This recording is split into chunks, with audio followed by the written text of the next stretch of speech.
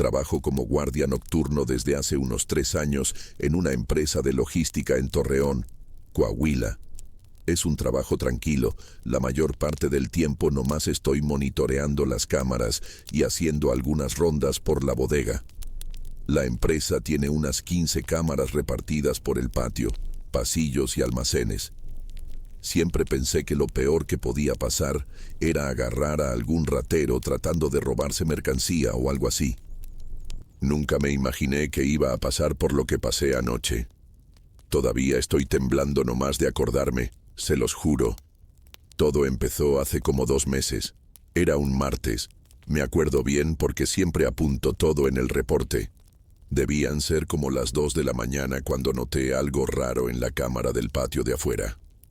Era una sombra medio extraña cerca del portón principal, pero cuando me fijé mejor, no había nada ahí. Pensé que fuera algún problema con la cámara o reflejo de la luz del poste. Pasa a veces, sobre todo cuando está haciendo aire y los árboles hacen sombra. Pero esta sombra era diferente, parecía tener forma de persona. Me quedé observando unos minutos, pero ya no apareció nada más. Lo anoté en el reporte como posible problema técnico en la cámara 7 y seguí con la noche. La siguiente semana volvió a pasar. Esta vez era jueves, casi a la misma hora. La misma sombra apareció, pero ahora en la cámara del pasillo de adentro. Se me aceleró el corazón en chinga, porque pasillo interno significa que había alguien dentro de la empresa. Agarré la lámpara y fui a checar, pero cuando llegué ahí, no había absolutamente nada. Regresé corriendo a la sala de monitoreo y la sombra ya había desaparecido de la pantalla. Me empecé a poner nervioso. Pensé que podía ser algún ladrón muy listo que sabía dónde estaban las cámaras, pero no tenía sentido. Las cámaras cubren prácticamente todo. Después de eso, me puse a poner más atención. Me di cuenta de que estas apariciones nomás pasaban en ciertas noches, siempre entre la 1 y las 3 de la mañana. No era todas las noches, pero cuando pasaba, siempre era el mismo patrón. La sombra aparecía en una cámara, se quedaba parada unos segundos y luego desaparecía. A veces aparecía en cámaras diferentes la misma noche, como si se estuviera moviendo por el edificio. Lo más raro es que nunca pude ver la sombra moviéndose entre las cámaras, simplemente aparecía en una y después en otra, sin conexión. Me puse a apuntar todo en una libretita aparte, sin ponerlo en el reporte oficial. Apuntaba el día, la hora, cuál cámara, cuánto tiempo se veía la sombra. Después de unas 3 semanas haciendo esto, me di cuenta de un patrón bien raro. Las apariciones siempre pasaban los martes y jueves, nunca en otros días. Y lo más espantoso, siempre eran las mismas 3 sombras. Una más alta, una mediana y una más chaparra, como si fueran personas de diferentes estaturas. Pude identificar cada una por la forma y el tamaño. La más alta siempre aparecía primero, después la mediana, y al último la más chaparra. Traté de platicarle al supervisor del día sobre esto, pero sin entrar en detalles. Le pregunté si ya habían tenido problemas con las cámaras, si alguien ya había reportado algo extraño. Me dijo que no, que el sistema era nuevo y nunca había dado problemas. Le pregunté sobre la historia del edificio, si ya había pasado algo ahí. Se rió y dijo que nomás era una bodega industrial común y corriente, construida hace unos 5 años. Nada especial. Esto me dejó todavía más confundido, porque si no era problema técnico y no había explicación histórica, ¿qué diablos estaba pasando? Decidí investigar por mi cuenta. Me puse a revisar los archivos de las cámaras de las semanas anteriores, algo que nunca había hecho antes. El sistema guarda las grabaciones por 3 meses antes de borrarlas automáticamente. Me quedé hasta más tarde algunos días, después de mi turno, para revisar todo con calma. Y fue ahí donde descubrí algo que me dejó completamente espantado. Las sombras no eran cosa reciente. Aparecían en las grabaciones desde que empecé a trabajar ahí, no más que nunca les había puesto atención antes. Me regresé 3 meses en las grabaciones y ahí estaban. Siempre las mismas 3 sombras. Siempre los martes y jueves. Siempre a la misma hora. Eran exactamente iguales a las que estaba viendo ahora. Misma altura, misma forma, mismo comportamiento. Esto significaba que habían estado apareciendo por lo menos 3 meses, tal vez más tiempo. Se me heló la sangre pensando que había pasado meses trabajando ahí sin darme cuenta de que tenía compañía todos los martes y jueves. ¿Cómo nunca me había fijado antes? ¿Será que me estaba volviendo loco?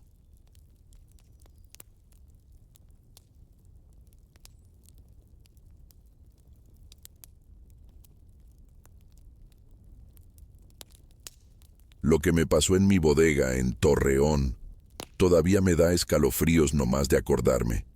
Tengo esta nave desde hace unos buenos años, cosa de familia, ya saben cómo es.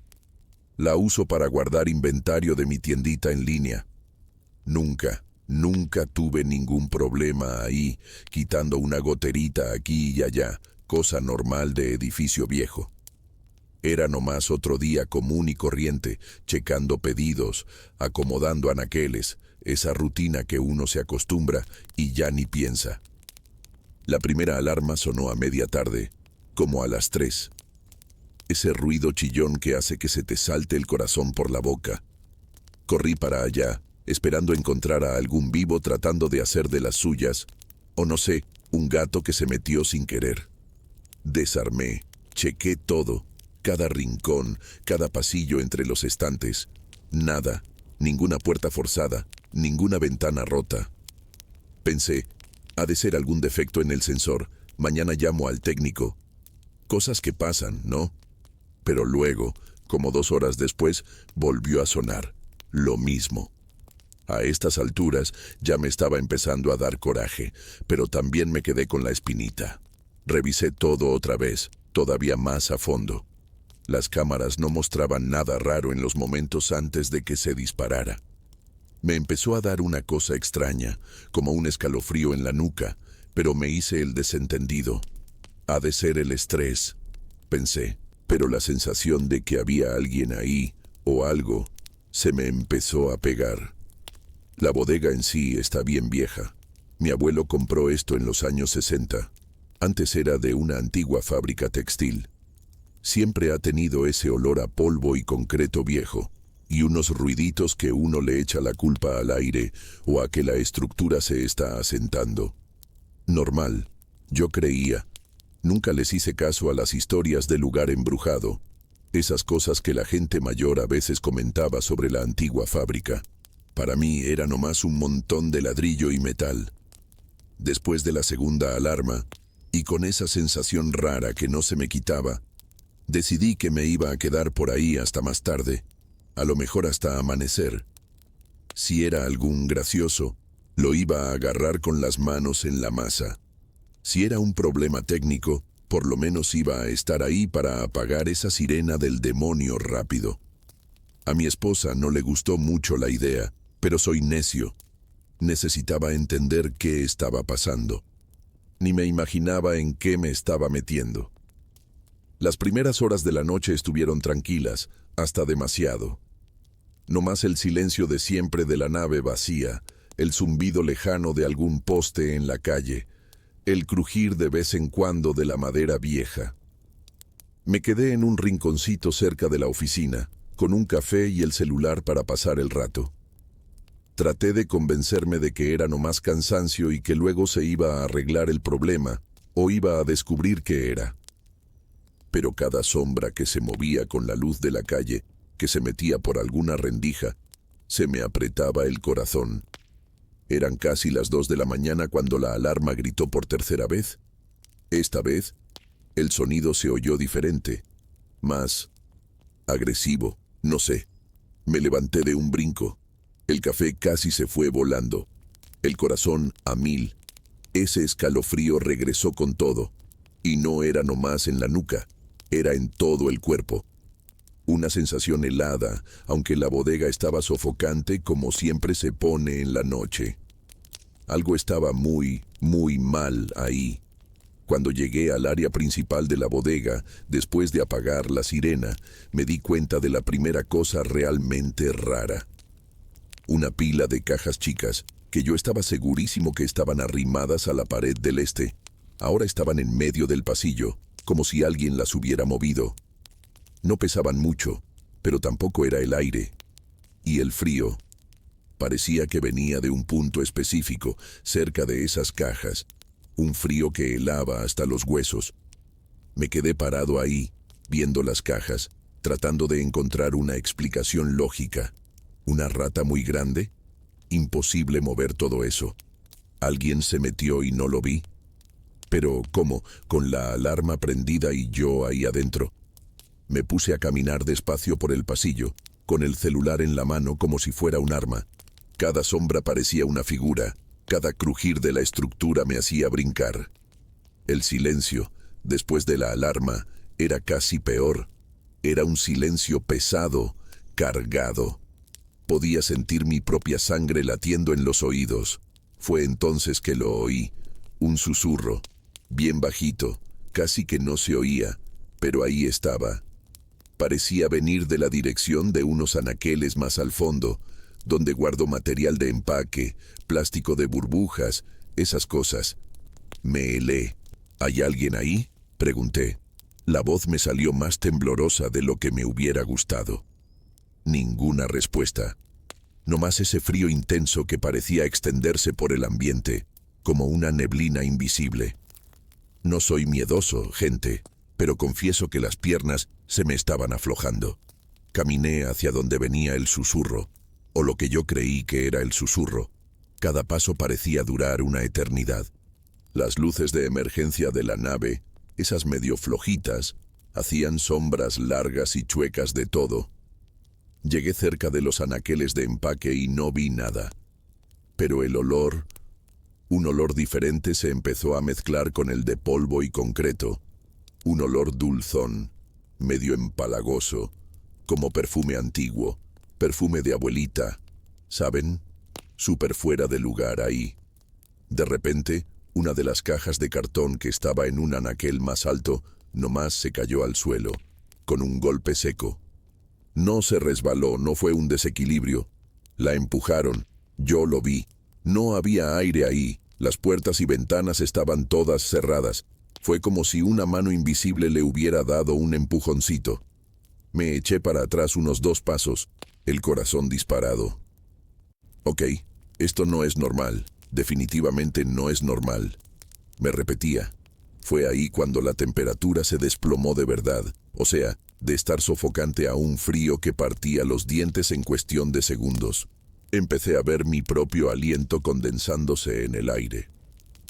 Esto dentro de una bodega cerrada, en una noche que ni siquiera estaba tan fría afuera. Volteé para todos lados, buscando de dónde venía ese frío, pero parecía estar en todos lados y en ningún lado al mismo tiempo. Era una sensación horrible, como si el mismo aire estuviera enfermo. La alarma sonó otra vez, por 4ª vez. Esta vez, ni me asusté tanto con el ruido, sino con lo que pasó después. Las luces de la bodega, las principales, empezaron a parpadear como locas, como en una escena de película de terror barata. Se prendían y se apagaban, haciendo ese zumbido eléctrico molesto, y el ruido de la sirena parecía mezclarse con otro sonido. Un lamento bajito, casi como un llanto ahogado.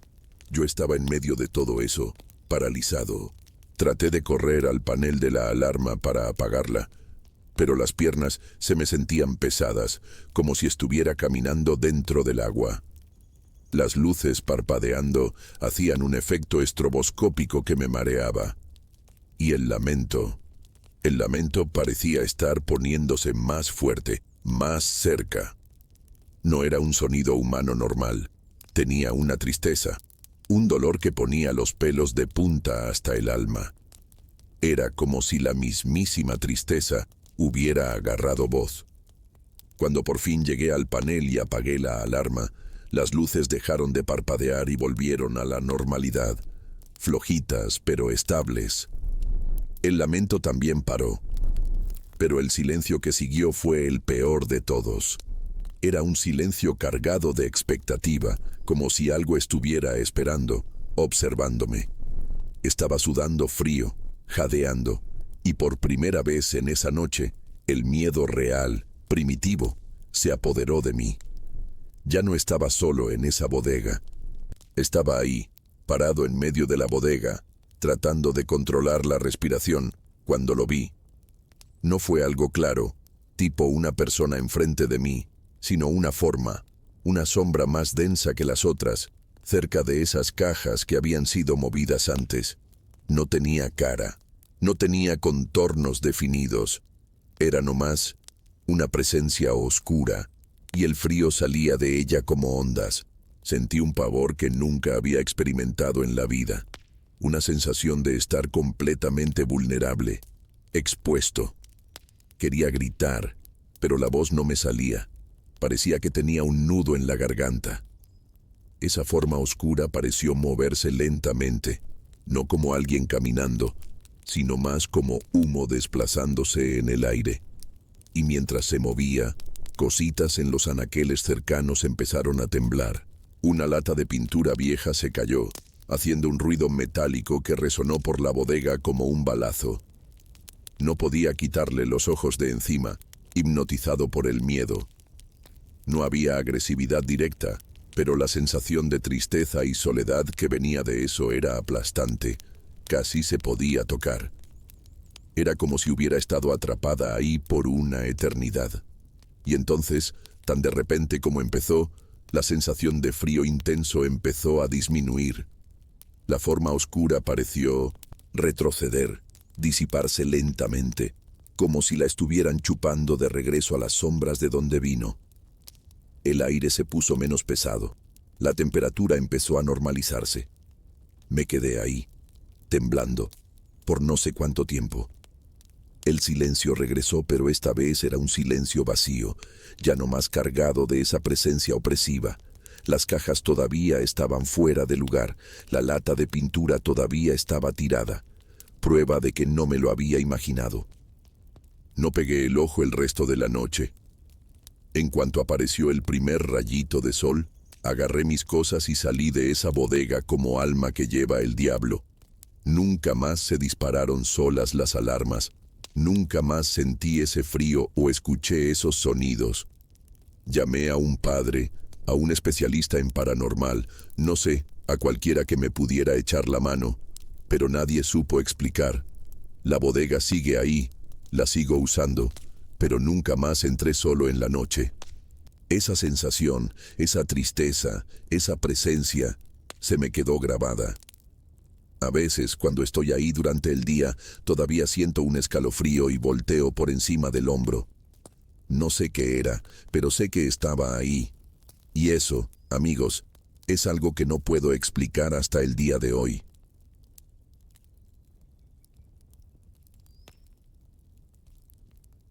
Buenas noches, comunidad. Mi familia, aquí de Torreón, siempre fue muy unida, de esas que hace carnita asada todos los domingos, ¿saben?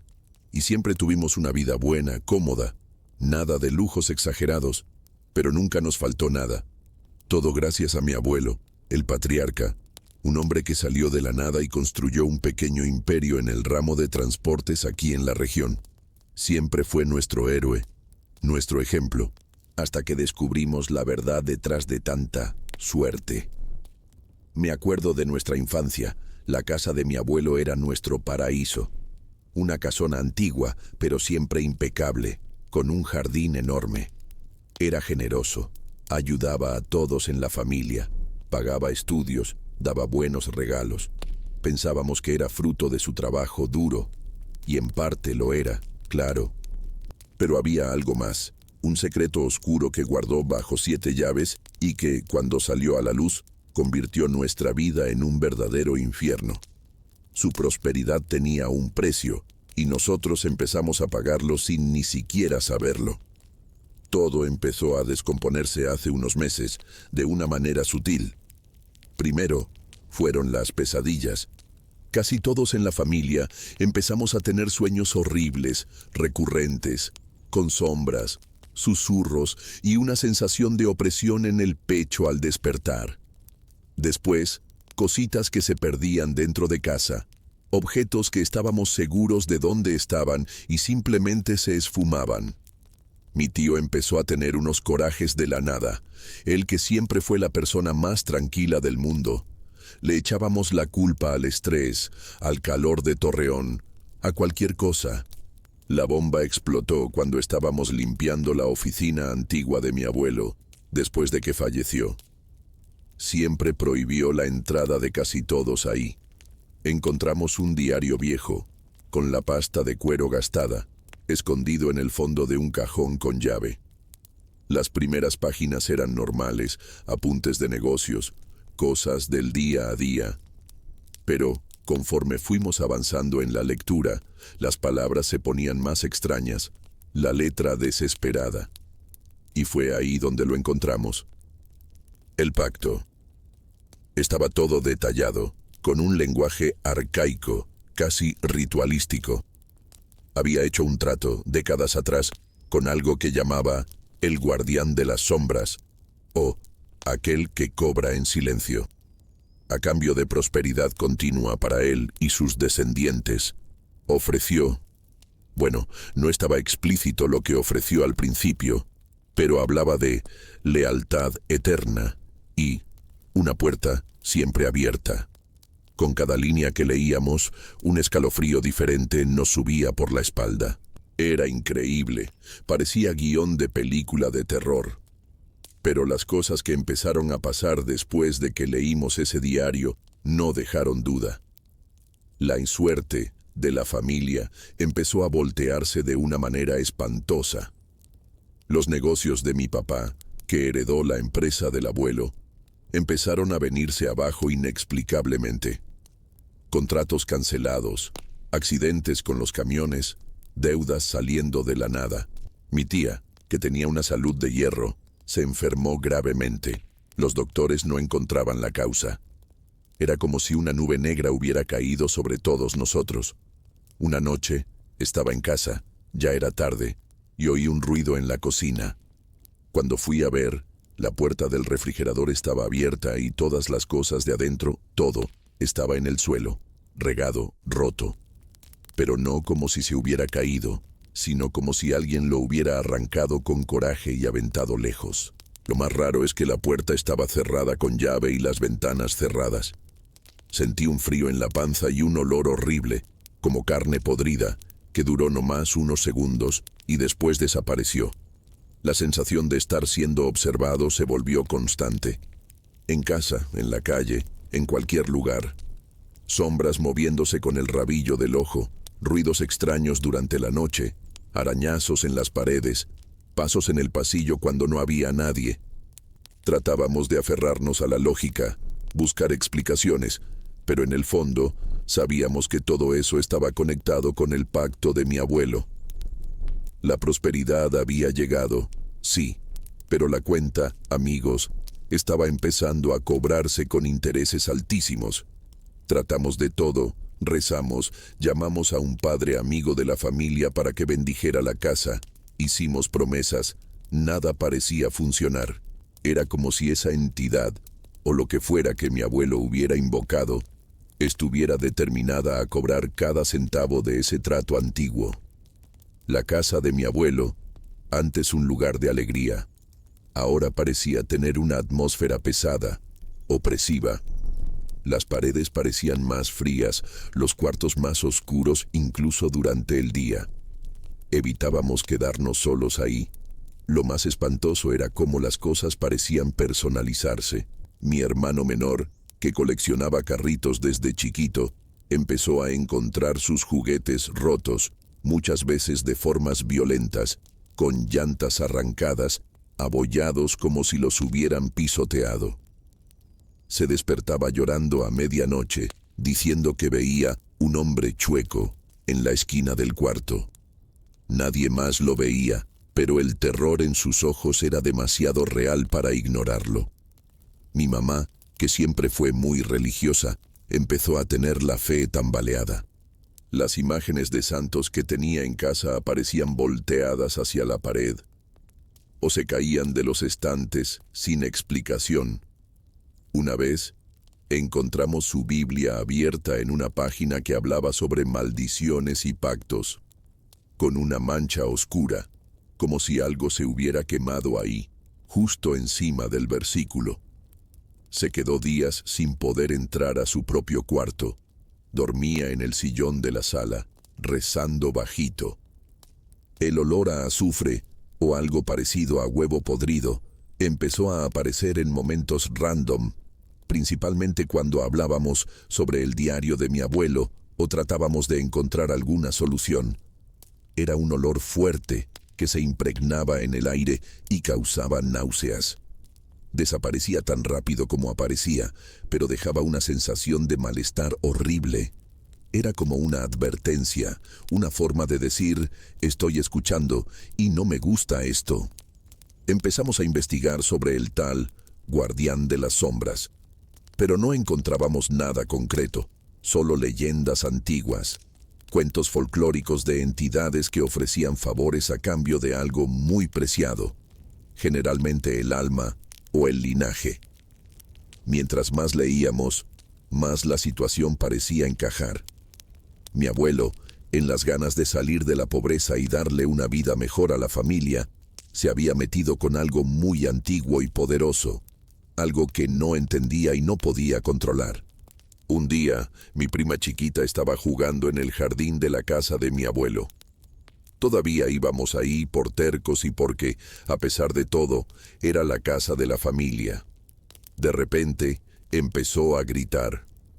Corrimos a ver y señalaba hacia una esquina oscura del jardín, cerca de un árbol muy viejo, diciendo que había un perro grande con ojos rojos, viéndola. No había ningún perro ahí, pero su terror era palpable. Le dio fiebre alta esa noche. Las peleas en la familia se volvieron más frecuentes, no por maldad, sino que el estrés, el miedo, la presión de todo eso estaba desgastando a todos. Acusaciones veladas, desconfianzas. Era como si esa entidad se estuviera alimentando no solo de nuestra suerte, sino también de nuestra unión. Ese lazo fuerte que siempre tuvimos se estaba deshilachando, y eso era tal vez una de las cosas más dolorosas de presenciar. Llegamos a pensar en vender todo, salir de Torreón, tratar de empezar de nuevo lejos. Pero existía un miedo de que eso no siguiera, de que el pacto estuviera ligado a la sangre de la familia, no solo a las propiedades. ¿Y para dónde íbamos? ¿Cómo explicar esta situación bizarra a alguien de afuera? ¿Quién nos creería? Estábamos atrapados, viviendo una pesadilla despiertos, y la sensación era de que lo peor todavía estaba por venir.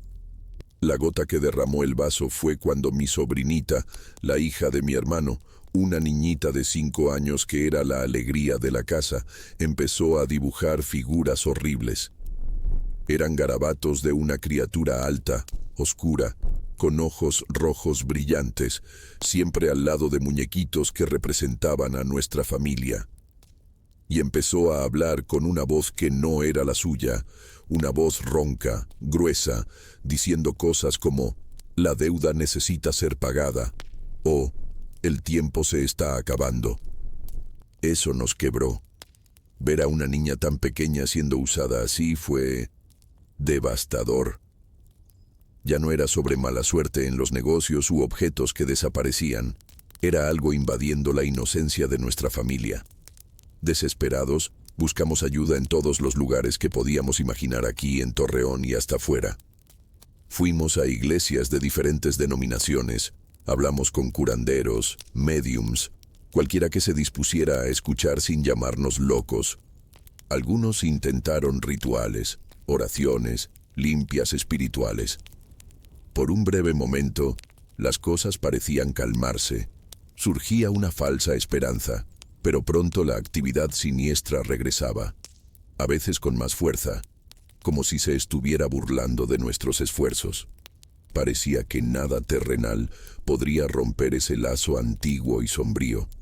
Al final, no hubo una gran batalla épica, ni una solución mágica. Las cosas simplemente pararon, tan repentinamente como empezaron a empeorar después de que encontramos el diario. Los negocios siguen mal. La enfermedad de mi tía se estabilizó, pero nunca volvió a ser la misma. Las pesadillas disminuyeron, las apariciones cesaron. El silencio regresó, pero no es un silencio de paz. Es un silencio tenso, como si él estuviera nomás esperando, observando desde lejos, tal vez satisfecho con el daño que causó, o tal vez solo dando una tregua antes del próximo cobro. Hoy vivimos un día a la vez. Ese diario fue quemado, pero las palabras y lo que representan siguen grabadas en nuestra memoria. La prosperidad de mi abuelo tuvo un costo terrible, y la lección fue aprendida de la peor manera posible. Ya no hablamos de esto abiertamente, pero el miedo siempre está ahí, una sombra flotando sobre la familia. No sé si el pacto fue cumplido, si la deuda fue pagada, o si esto es apenas el comienzo. Solo sé que algo muy antiguo y malévolo tocó a nuestra familia aquí en Torreón, y la vida nunca más será la misma. Y esa incertidumbre, esa falta de respuestas, es lo que más espanta.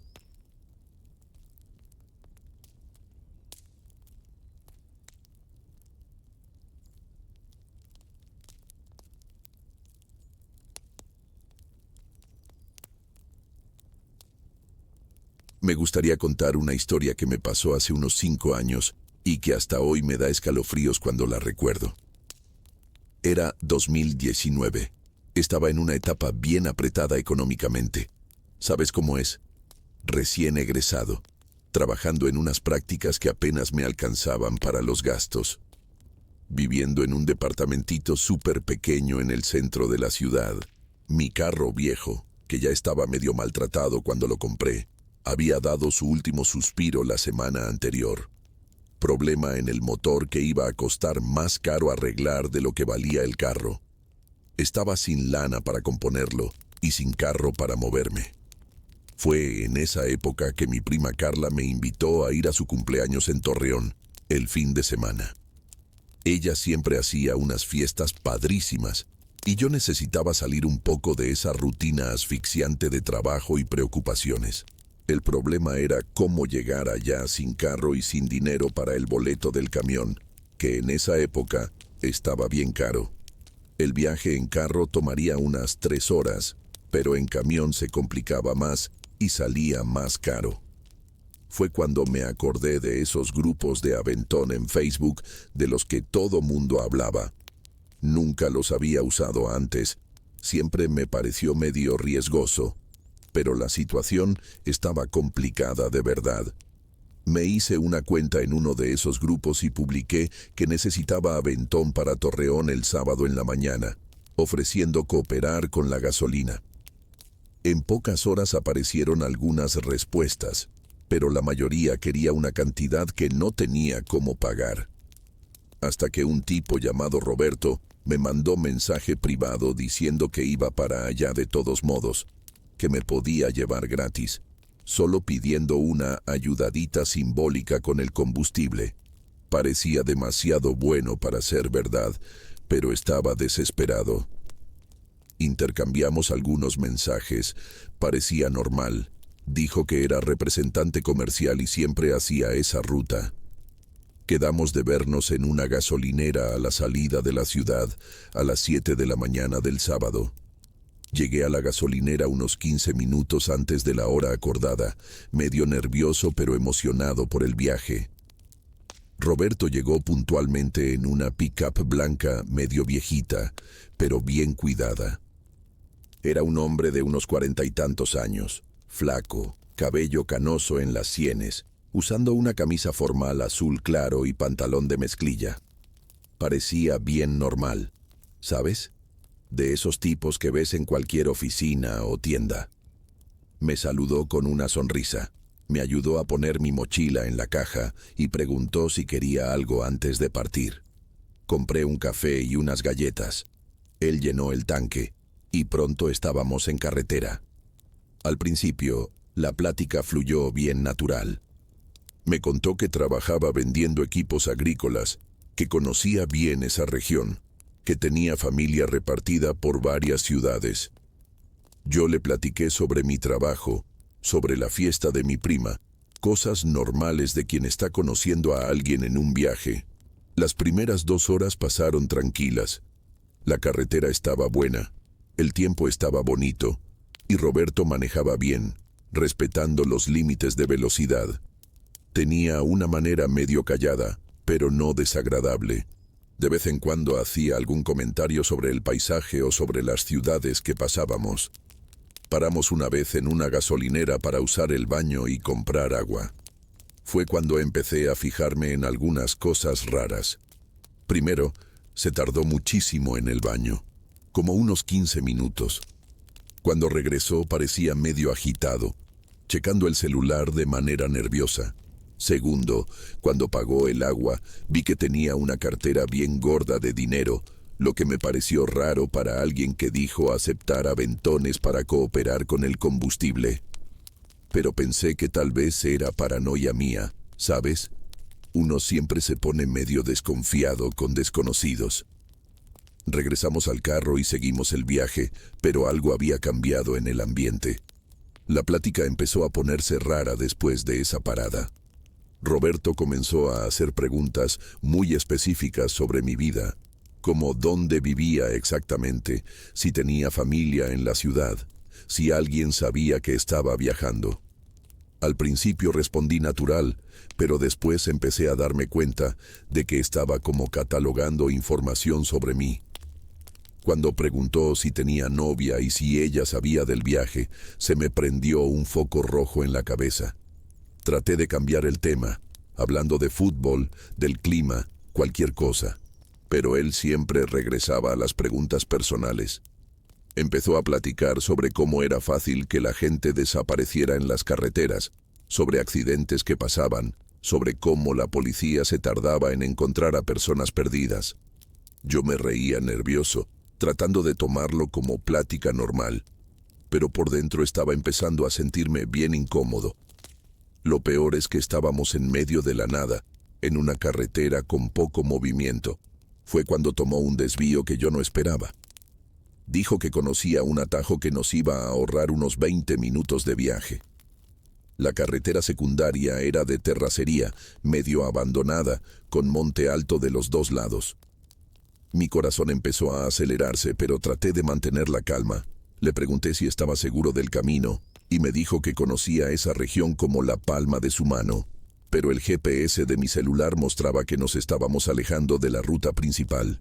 Cuando le comenté eso, se rió raro y dijo que el GPS a veces no funcionaba bien en esa área.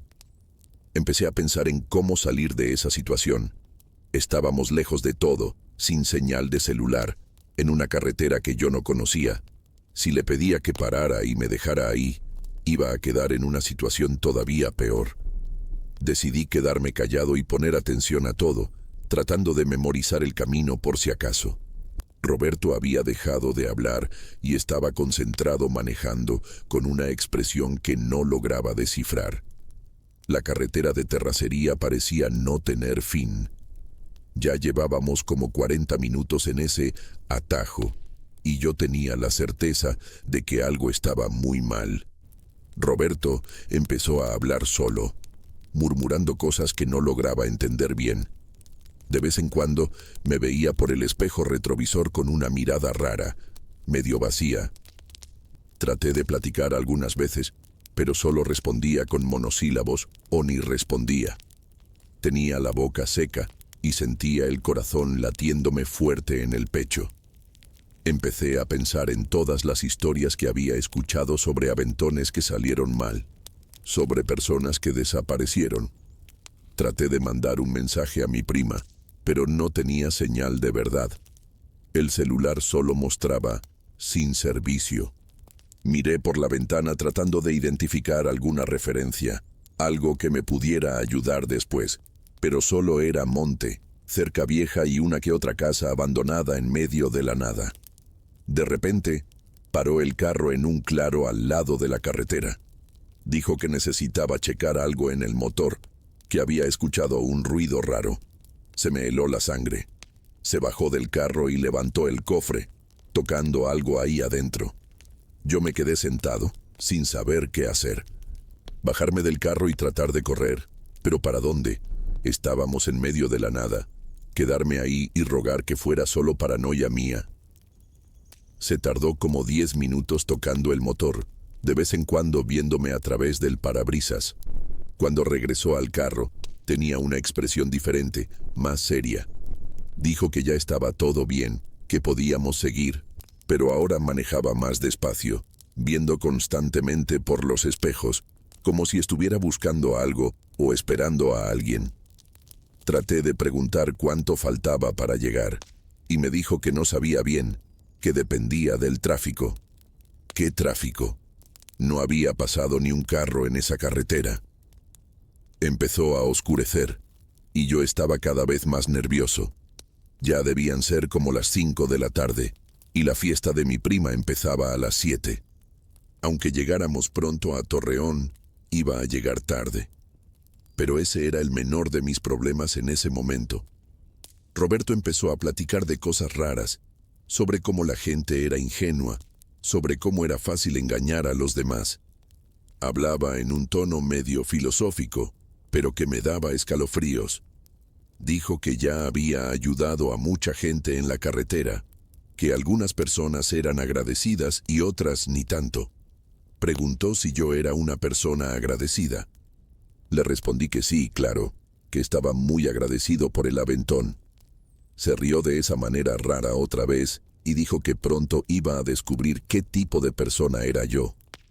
En ese momento, vi un letrero indicando una ciudad que yo conocía, y me di cuenta de que íbamos en dirección completamente opuesta a Torreón. Cuando se lo señalé, dijo que era solo una vuelta más grande, que pronto tomaríamos la carretera correcta. Finalmente, después de lo que parecieron horas, llegamos a una carretera pavimentada otra vez. Pero en lugar de seguir hacia Torreón, tomó el sentido contrario. Cuando le pregunté, dijo que necesitaba hacer una parada rapidita antes, que era importante. Mi desesperación estaba creciendo, pero traté de mantener la calma. Le pregunté qué tipo de parada, y me dijo que pronto iba a ver. Paramos en una casa aislada, lejos de la carretera principal. Era una construcción sencilla, con un terreno grande alrededor, rodeado de árboles. Se bajó del carro y me pidió que lo acompañara. Dijo que no se iba a tardar nada. Yo no quería bajarme del carro, pero tampoco quería contrariarlo en ese momento. Me bajé medio temblando, tratando de pensar en alguna forma de escapar. La casa parecía abandonada, con ventanas cerradas y monte creciendo en el patio. Fue hasta la puerta del frente y se puso a tocar unas llaves.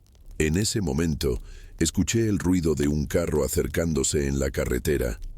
Era una patrulla de la policía. Nunca me dio tanto gusto ver policías en mi vida. El carro se paró enfrente de la casa y 2 policías se bajaron. Uno de ellos conocía a Roberto por su nombre y le preguntó qué estaba haciendo ahí. Roberto se puso visiblemente nervioso, balbuceando alguna explicación sobre estar enseñando la casa a un posible comprador. El policía me vio y preguntó quién era yo. Le expliqué rapidito que estaba pidiendo aventón para Torreón, que debería haber llegado hacía horas, que estaba preocupado. Los policías intercambiaron una mirada significativa. Uno de ellos pidió ver los documentos de Roberto, mientras el otro me llevó un poco más lejos y me preguntó si estaba todo bien, si estaba ahí por mi propia voluntad. Le conté sobre el desvío raro, sobre las preguntas invasivas, sobre cómo me sentía incómodo. El policía movió la cabeza como si ya se esperara eso. Dijo que Roberto era conocido de ellos, que ya había tenido problemas antes. No entró en detalles, pero dijo que era mejor que no siguiera el viaje con él. Los policías se ofrecieron a llevarme hasta la central camionera de la ciudad más cercana, donde podría tomar un camión para Torreón. Acepté al instante, obviamente. Saqué mi mochila de la caja de la pickup y Roberto ni me volteó a ver. Estaba ocupado respondiendo las preguntas de los policías, que parecían bien serias. En el camino a la central, el policía que estaba manejando me contó, sin entrar en muchos detalles, que Roberto ya había sido investigado por algunas situaciones sospechosas que involucraban aventones. Nunca pudieron comprobar nada concreto, pero había un patrón de comportamiento que llamaba la atención. Personas que pedían aventón con él a veces llegaban al destino muy tarde, o reportaban experiencias raras, o en algunos casos ni aparecían donde deberían. Sentí escalofríos al escuchar eso. Pensé en cuántas veces durante esa tarde había estado realmente en peligro, sin ni siquiera darme cuenta bien. El policía dijo que había tenido suerte de que estuvieran patrullando esa área en ese momento. Llegué a Torreón casi a las 10 de la noche, después de un viaje en camión que duró 2 horas. La fiesta de mi prima ya estaba en su mejor momento, pero cuando le conté lo que había pasado, se espantó. Dijo que nunca más me iba a dejar pedir aventón con desconocidos, que prefería prestarme dinero para el boleto. Pasé el resto de la noche tratando de divertirme, pero no podía quitarme de la cabeza todo lo que había pasado. Me quedé pensando en qué podría haber pasado si los policías no hubieran aparecido en ese momento. ¿Qué tipo de parada quería hacer Roberto en esa casa abandonada? ¿Por qué conocía ese lugar? ¿Por qué los policías parecían ya saber quién era? Esas preguntas se me quedaron martillando en la cabeza durante semanas. Traté de investigar sobre él en internet, pero no encontré nada específico. Solo algunos perfiles en redes sociales que parecían demasiado normales. ¿Sabes? Como si estuvieran hechos para parecer normales. Regresé a casa el domingo en camión, pagando del poquito dinero que tenía. Durante todo el viaje, me quedé viendo por la ventana, tratando de reconocer la carretera de terracería por donde habíamos pasado el día anterior. Logré identificar algunos puntos, y me di cuenta de que realmente habíamos hecho un desvío enorme, totalmente innecesario si el objetivo era llegar a Torreón. Eso me dio aún más certeza de que algo muy malo estaba pasando. Cuando llegué a casa, lo primero que hice fue salirme de todos los grupos de aventón de Facebook. Borré mi perfil de esos grupos y me prometí a mí mismo que nunca más iba a aceptar aventón de desconocidos, no importara qué tan desesperada fuera mi situación económica. Prefería caminar, tomar camión lleno, lo que fuera, pero nunca más subirme al carro de alguien que no conociera. El ahorro de dinero no valía el riesgo que había corrido. Algunas semanas después, vi una noticia en el periódico local sobre un hombre que había sido arrestado por secuestro. La foto era chiquita y medio borrosa, pero algo en esa cara me pareció familiar. El nombre era diferente al que Roberto me había dado, pero eso no significaba nada. El caso involucraba a una mujer que había desaparecido después de pedir aventón, y que fue encontrada días después en una casa abandonada en las afueras de la ciudad. Ella había logrado escapar e identificar al secuestrador. La descripción del modus operandi era muy parecida a lo que yo había vivido. Ofertas de aventón en grupos de Facebook, desvíos de ruta, preguntas invasivas, paradas en lugares aislados. Traté de contactar a la policía para reportar mi experiencia, pero cuando hablé, dijeron que el caso ya estaba cerrado y que no necesitaban más testimonios. Nunca supe si era realmente el mismo hombre, pero las coincidencias eran muchas para ignorarlas. Eso me dejó aún más alterado, pensando en cómo había estado cerca de una situación mucho peor. Hasta hoy, 5 años después, todavía pienso en esa tarde cuando veo noticias sobre personas desaparecidas o crímenes que involucran aventones. Siempre me pregunto qué habría pasado si los policías no hubieran aparecido en ese momento exacto.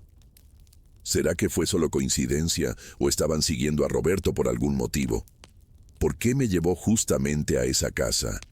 ¿Qué pretendía hacer ahí? Esas preguntas nunca fueron respondidas y probablemente nunca lo serán. Lo que sé es que aprendí una lección valiosa sobre confianza y sobre los riesgos que uno corre cuando está en situaciones vulnerables. No es paranoia, es prudencia. Existen personas peligrosas por ahí y no siempre tienen cara de peligrosas. A veces son personas normales, que manejan bien, que platican educadamente, que ofrecen ayuda cuando más la necesitas. Pero detrás de esa normalidad puede estar escondida una intención muy diferente de lo que parece. Nunca más pedí aventón con desconocidos después de ese día. Prefiero gastar el dinero que no tengo en transporte público o pedir ayuda a amigos y familia que ponerme en una situación de riesgo como esa. Sé que mucha gente pide aventón sin problema, que la mayoría de las personas son buenas y solo quieren ayudar de verdad. Pero también sé que existe una minoría que no es así y que no vale la pena apostar. La suerte que tuve ese día puede no repetirse en una próxima vez. A veces despierto de madrugada recordando esa sensación de desesperación que sentí cuando me di cuenta de que estaba en una situación de la cual tal vez no podría salir. Es una sensación que no le deseo a nadie. Por eso siempre cuento esta historia cuando alguien me dice que va a pedir aventón con desconocidos. No es para asustar, es para alertar. Porque a veces la diferencia entre llegar bien al destino y nunca más regresar a casa puede ser una decisión aparentemente sencilla, como aceptar un aventón.